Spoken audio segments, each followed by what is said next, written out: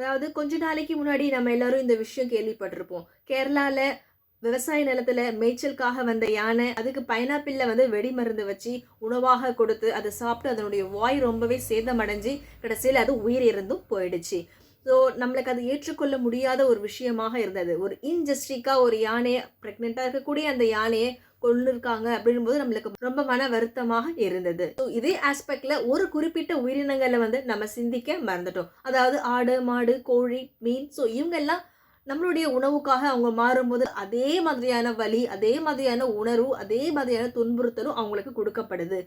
So அவ்ளோ துன்புறுத்தல தாண்டி தன்னுடைய உயிர விட்டு நம்மளுக்கு அது உணவாக மாறி வருது. நான் சொல்ல வர்றது என்ன அப்படின்னா, குறிப்பிட்ட உயிரினங்களுக்கு நம்ம அன்பு காட்டுறோம், அக்கறை கொள்றோம். ஆனா குறிப்பிட்ட உயிரினங்கள மட்டும் நம்ம உணவாக மட்டுமே பார்க்குறோம்.